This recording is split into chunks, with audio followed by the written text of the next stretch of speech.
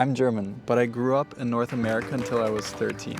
Many years later, me being 25 now, my family and I are currently visiting the West Coast. This is taking us back to places where I was a very small kid the last time we were here. Definitely feels like coming full circle to a certain extent. If you've moved to a different place from where you grew up, you know that weird feeling when you do end up going back to the place you've only seen with your kids' eyes, and then you suddenly see it with your, grown-up adult eyes. This trip has prompted me to compile this list, summarizing my perspective on life at the age of 25.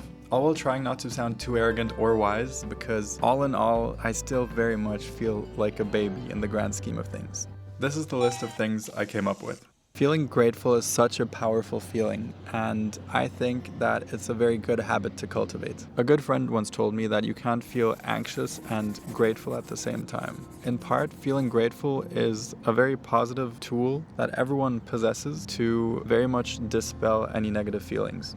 Always assume you're the one thinking wrong or doing something wrong before you judge someone else for being dumb.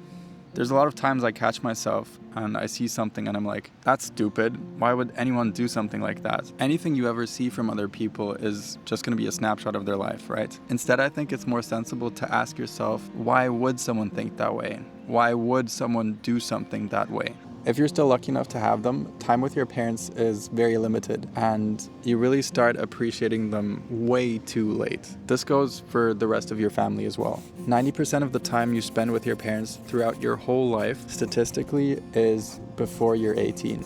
I realize this is a very depressing fact, but I do think it's cool to reflect on this every now and again to appreciate the time you do have with your family. If I would have to define one singular attribute I want to strive towards personally, it's curiosity. I truly believe that no matter where you are in life, you can learn from anyone. Anyone you meet, you can learn something new. Arrogance is the default, the easy path. It sort of lures everywhere, and you have to actively fight towards, succumbing to arrogance. I'm someone who thinks too much. Getting out of my head is a challenge sometimes. Another symptom of this is that I love planning things through to the detail, but then I really delay taking action on my plans. Doing is so important. Creating is so important. It's so valuable to just practice, take action, and then gather new information from taking that action, adjust your plans, and then take more action. There's basically no way to grow without taking action.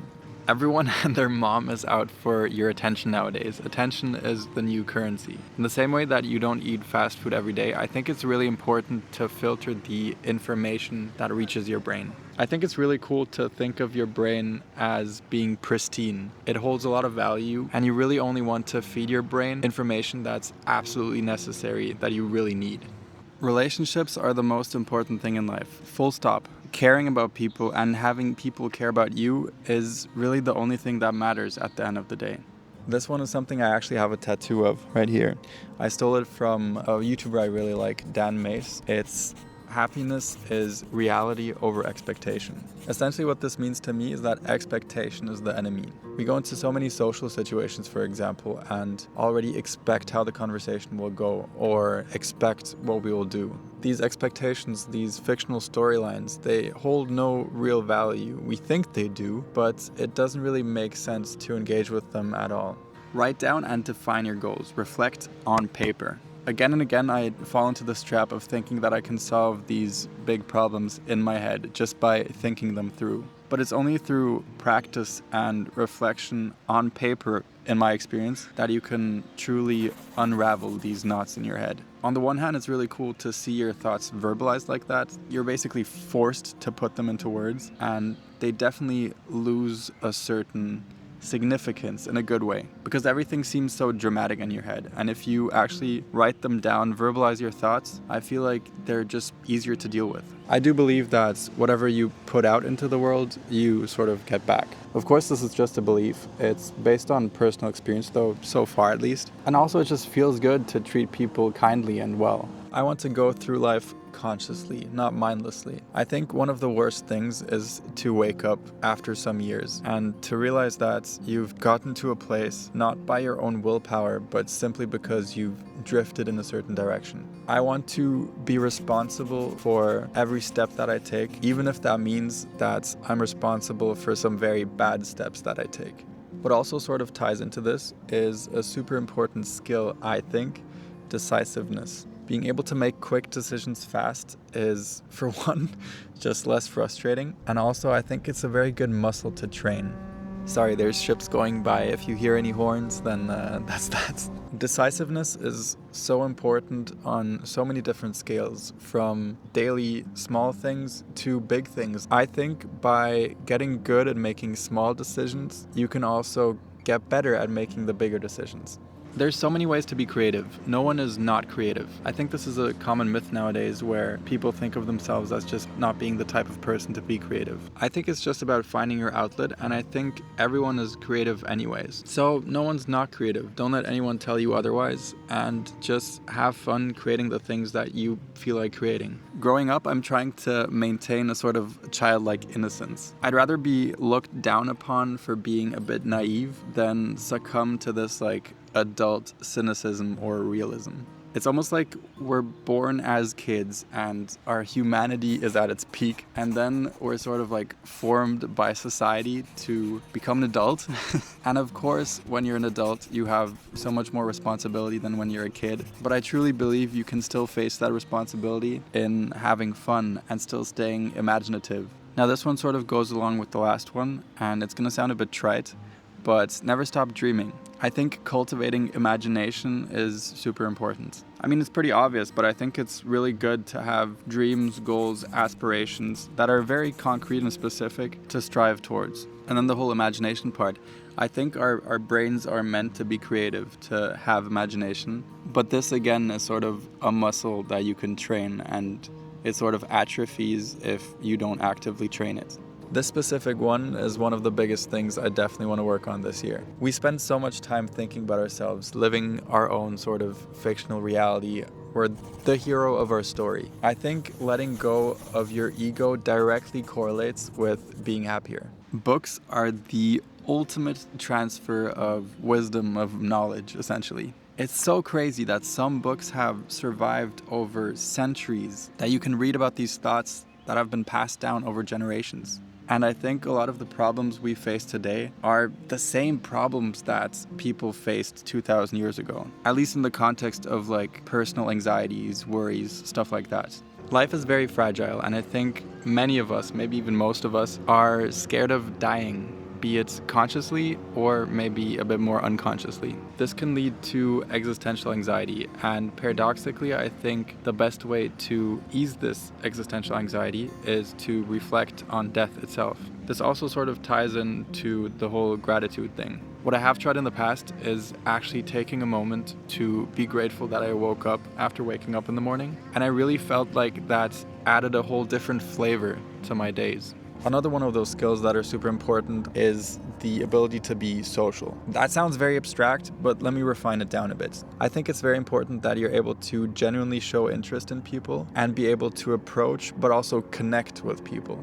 I think it's definitely a skill to be good at conversation, to be able to find common ground with a diverse range of people. I think what it comes down to is caring about the people around you. I heard recently that the opposite of love is not hate, but not caring. There's many narratives, many ideologies nowadays that are very conflicting and try to make us believe that we're different from our neighbors. But I think it's more helpful to think of us as humans, as people, even if we're so many of us, as a big community. I would definitely err on the side of humanity. A stranger is most likely than not nice rather than evil. Even if we watch too much true crime, people are nice. People are very kind, kinder than we might think. I think the world has gotten very cautious, I'm optimistic though that the tides are sort of changing and that humans will be able to trust each other more in the future, even if we're strangers.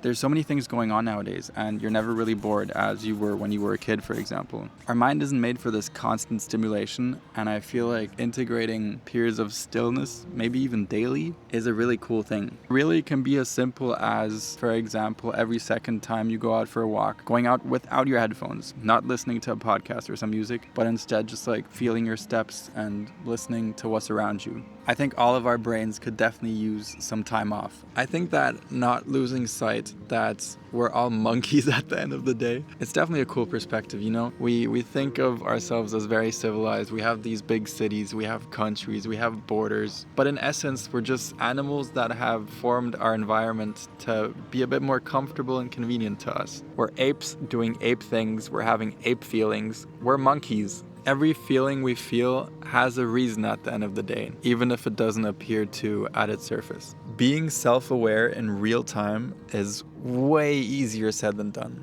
There's so many unconscious feelings that sort of creep up on you, and at least in my experience, I never truly know how I'm feeling. Being able to really listen to yourself and how you're feeling is a super valuable skill again, and it's really tough. It's really not easy.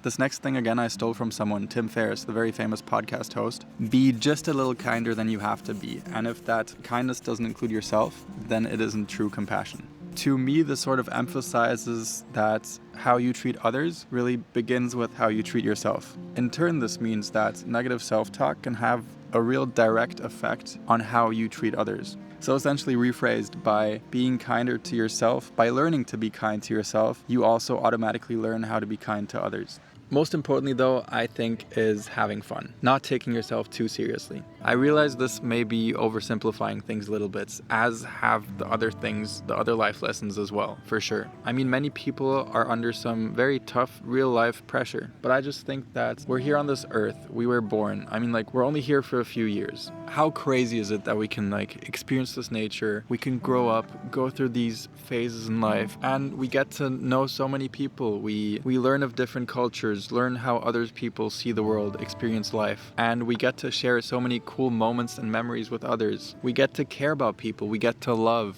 Anyways, that's it for my West Coast adventures. I hope I didn't come across as too lecturing with these life lessons. The phrasing of these life lessons in my head is basically directed at me. These are 25 things that I've defined. Personally, for me, I just have to remind myself of often. I'm sure a lot of my opinions on these things are going to change drastically while I get older. But I think it's super interesting to sort of document this, to be able to look back upon in the future.